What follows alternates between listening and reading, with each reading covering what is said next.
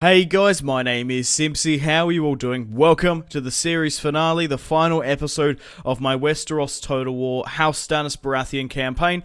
This is episode 25. In today's video, we're going to be going through the family tree. I have skipped a couple turns ahead. We're going to have some closure for the campaign, have a look at the children, give out the Lordships, and basically, recap the campaign. So guys, let me know in the comment section down below what you would like this campaign to be replaced with. Doesn't necessarily have to be Westeros Total War or Medieval 2 Total War. It just has to be Total War in general. So welcome to the campaign, guys. We roughly have what, 1 2 3 4 5 6 7 full stacks at King's Landing. We're making roughly about 3,000 per turn. I gave 1,500 of my money to the Aarons, the Tyrells and the Martells for peace. So let's have a look. So there's only 3 houses left in Westeros: House Stannis, House Tyrell, House Martell. House Tyrell and House Martell bent the knee to me. In the last episode, we managed to destroy House Aaron, quickly swooping in here and destroying full stacks. And we easily just quickly went and took the rebel settlements, which had no, basically, garrisons. So we have the Stormlands, the Crownlands, the Riverlands, the Westerlands, the Iron Islands, the North, and of course, the Vale. Okay guys, let's go through the family tree because there's some pretty exciting stuff. So we are a fair few turns in the future. Let's go through Stannis' children. So Stannis Baratheon has 4 children. Sir Davos Seaworth married Shireen Baratheon. We'll go through their family tree in a minute. Now moving on to Stannis' 3 children. He has a daughter, Kyra Baratheon, Myra Baratheon, and... Sorry, that's wrong. Kyra Baratheon, Balon Baratheon, and Jane Baratheon. Now, funnily enough, Kyra, Jane, and Balon are all bastards, as you see here. So, they are related to Stannis. They do have Baratheon blood. They are just not the children of Selyse Florence. So, who knows? Maybe Balon Baratheon's mother could have been Melisandre. But, yeah, Balon's a bastard, Kyra's a bastard, and so is Jane. So, Kyra Baratheon was originally going to be married to Montford Valerion. However, Celtigar, or was he 97 when he got married, did have a child with Kyra, who was, 13 or 16 at the time when she was wed. They have a son, Stefan Celtigar. I did find it quite funny that Stefan, on his deathbed, 79 years of age, I can feel it coming, just blows a big load into her, and just dies from it. 79 years of age. He did manage to get a child out of it. Stefan Celtigar. Let's just hope he's of Baratheon blood, which will be cool. But House Celtigar lives on, which is really great to see. Stefan Baratheon was Stannis' father. So moving on to Balon Baratheon here. He's married to Myra Florent. Myra Baratheon now. Myra Florent was the firstborn daughter of Axel. Now, Axel was married to Sansa Stark, and he has the North. So, Balon now has 3 children: Dale Baratheon, Colin Baratheon, and Kyra Baratheon. So, Dale Baratheon is obviously pretty much the heir of Balon. He's third in line for the throne. Has Stark blood and Baratheon blood, which is great, if he's not a bastard, that is. Colin Baratheon as well, and another Kyra Baratheon. So Balon Baratheon is the heir to the Iron Throne. He is a bastard, however, but he's of Baratheon blood. Now, unfortunately, Montford and Jane have only just gotten married, so they don't have any children just yet. Okay. So, moving on to Sir Davos' line. Now, this is a little bit messy here and there.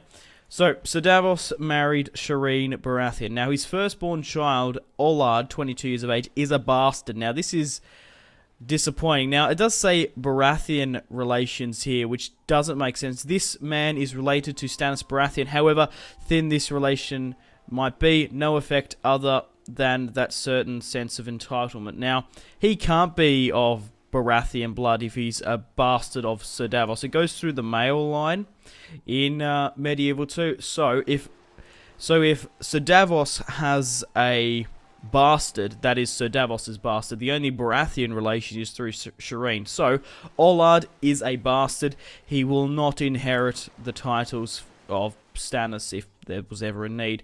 And they have 3 children together. Melinda, Taya, and Maya. So Ollard the bastard has 3 daughters, and he married just a random princess. However, Alekine Seaworth, 18 years of age, is the biological son. Oh, it's glitching out here. Come on. There we go. Yep. Is the biological son of Sir Davos and Shireen Baratheon. So Alekine Seaworth is half Baratheon, half Seaworth, and he is the heir to House Seaworth, 18 years of age. Now moving on to the last son, Selwyn Seaworth. Unfortunately, he is a bastard as well. So Selwyn has no Baratheon blood. Ollard has no Baratheon blood. However, Selwyn did marry Cassandra Florent, who is the second daughter of Axel and Sansa Stark. So Selwyn Seaworth will have some Stark blood. Well, his children will have Stark blood. So that is the family tree. I think I've recapped it enough. Now, I do have Axel Florent's third daughter here. Axel Florent had 4 children, 3 daughters and a son with Sansa Stark. And we're going to marry his, third daughter here. She's quite good, 5 heart. We're going to marry her to Roland Storm, who is the heir apparent to the Riverlands. Now, we'll go through that again. So we've got another wedding, and she has the last name Storm. So he's not called Roland Storm anymore. I can't remember what house he's originally from, but he is legitimized now. Roland, arise. Cool. Okay, so that's pretty much it for the family members. Beric Florent is the only son of Axel and Sansa Stark. Beric Florent, 21 years of age, is the biological son, so he does have Stark relations. He is half Stark and the heir to the north, which is great. We'll do a toggle foe actually now and have a look at the campaign map. So there are the Tyrells. They have a fair few princesses around here. Yes, we've got Loreza Martell. Or Bella. Oh. Red wine here, 16 years of age. I think I panned over someone else over here. Oh, there she is. Here. Who's this? 21 years of age. Fossaway. Desmara. I think this must be the daughter of John Fossaway. So she does have Tyrell blood in her. It's interesting to see that the Tyrells took back Brightwater Keep from me, the previous castle of House Stannis. But there is our family tree. Stannis Baratheon, 58 years of age. His line is secure through his son Balon, Dale, and Colin Baratheon. He also, let's hope, Stefan Celtigar is of Baratheon blood. And Alekine does have a son, Orys, as well. Orys Baratheon, I really love these names coming along. Orys Baratheon was the original Baratheon who founded the house, of course. Orys Seaworth, so let's hope that he is legitimate. So now, let's basically recap the campaign. We started off here in humble beginnings with our 2 islands on the Game of Thrones submod. Watch episode 9 if you haven't already to explain why we jumped from the Game of Thrones submod to the new beginning. We pushed into the Crownlands and the Stormlands, killing Joffrey and Renly. Plunged straight into the Riverlands and the Westerlands. Took out the Iron Islands. The North, my god, attacking the North was so much fun. We did a 3-pronged attack up through Moat Cailin with 2 full stacks. The Starks didn't know what to do. They had the majority of their force here. We had a really good flanking maneuver. Took Deepwood Motte with 3 full stacks, then Winterfell, then Torrent Square. Roland Storm disembarked at Carhold and took Last Hearth and the Dreadfort. And it was only a number of time before the Northerners fell. Now pushing down back to King's Landing to maybe have an offensive against the Tyrells, possibly the Martells at that time, and wanting to strengthen up King's Landing. We managed to come across 2 encampments of House Aaron. Harold Hardling and Robert Arryn sitting here on our border. We hit a surprise attack. We hit them hard, and eliminated House Arryn in one fell swoop. I was more inclined to actually have an alliance with House Arryn, make them bend the knee, and we quickly gobbled up their kingdom, and what a kingdom it is. We're making so much money, roughly around about 3,000 per term. We have 40,000 in the bank. We did lose 15,000 roughly by basically paying off the Tyrells for sort of war reparations or whatever they're called.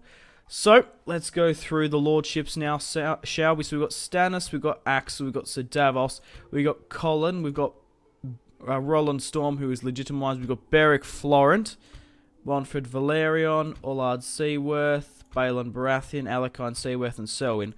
So, let's go through the lordships now. So we have Storm's End. Now, obviously, we are House Baratheon, so House Baratheon and the Stormlands intertwine with the Crown Lands and Dragonstone. So, Stannis Baratheon is the one true king of Westeros, Stannis the Manor, so all hail him. The heir is Balon Baratheon, so he obviously has Dragonstone. And I guess his children, Dale and Colin, could be Castellans and just Lords of Storm's End until they come of age, of course. So, let's move along to Celtigar. House Celtigar, where should we give House Celtigar to? I'm going to give House Celtigar the Vale. Stefan Celtigar, the daughter of Kyra Baratheon, has Baratheon blood, so he'll be Lord Apparent of the Eyrie. Montford Valerion, really quite like this guy. Obviously, the Lord of Driftmark, sort of a sister island of us, is going to get the Iron Islands. He has Pike, Hammerhorn, and 10 Towers, and all these nice little coastal villages. Okay, let's move along to Sir Davos. Where should we give Sir Davos? That leaves, obviously, the Westerlands and the Riverlands. We're going to give Sir Davos and House Seaworth the Westerlands. Lord of Casterly Rock, which is great. The heir to House Seaworth is Alakine, so he's going to have Lannisport. I guess we can give Ollard the Golden Tooth. And we can give Selwyn. What's another big prominent city in the Riverlands? Sorry, the Westerlands. Probably Case, maybe? Nah, Silver Hill. We'll give Silver Hill. That's a lot better. Silver Hill and Golden Tooth are probably the pretty big prominent ones. Okay, let's move over to the Riverlands. We're going to be giving Roland Storm the Riverlands. Obviously, a bastard now legitimized. He is married to the third daughter of Sansa Stark and Axel Florent. So, if he actually has some children with the third-born daughter of Sansa Stark, they're going to have Tully relations. So, Roland's children will have Tully blood. So, that's a small claim here. Now, we're going to give Axel Florent and Sansa Stark the North, obviously, because they have the strongest claim to it. So, Sansa Stark is sitting in the halls of Winterfell. Yeah, I don't really know what her opinion is of Stannis. Maybe she feels like she was kidnapped. Because we did have an alliance with the Starks early on. However, the Tullys did attack me. So, there's that. So maybe she doesn't sort of have an opinion on them overly. So, Beric. Where is Axel?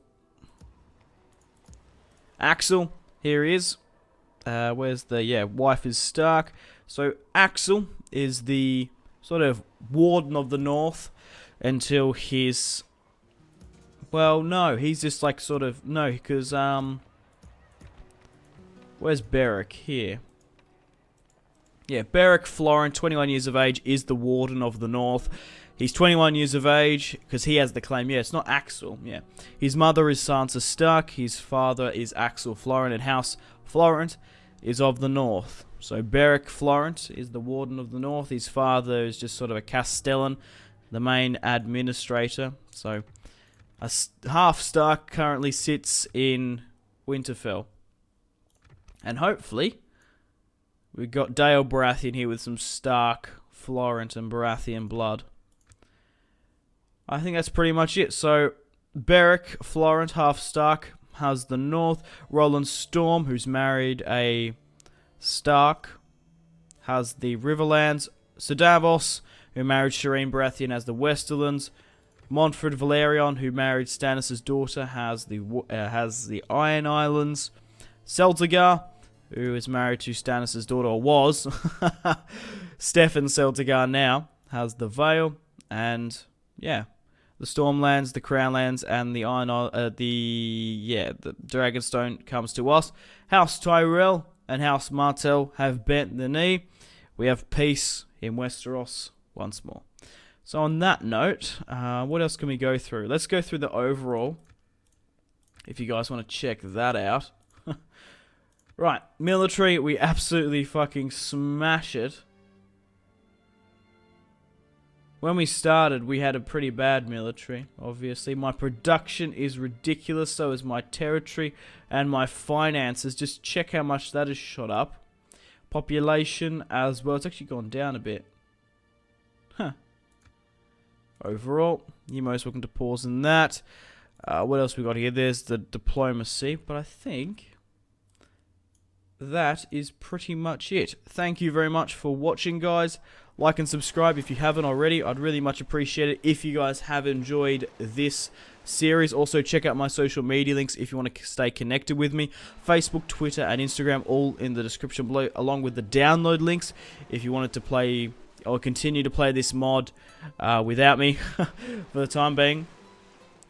So, guys, let me know in the comment section down below what you would like me to replace this House Stannis Baratheon campaign with. I have had an absolute blast. Been very, very enjoyable. I love how the family tree progressed. We had a lot of cool battles in the series. Obviously, we had a bit of a rocky start with the Game of Thrones submod, but we pushed through, and I think we sort of rectified that position, that sort of problem. We pushed through it. So, let me know in the comments what you would like to see.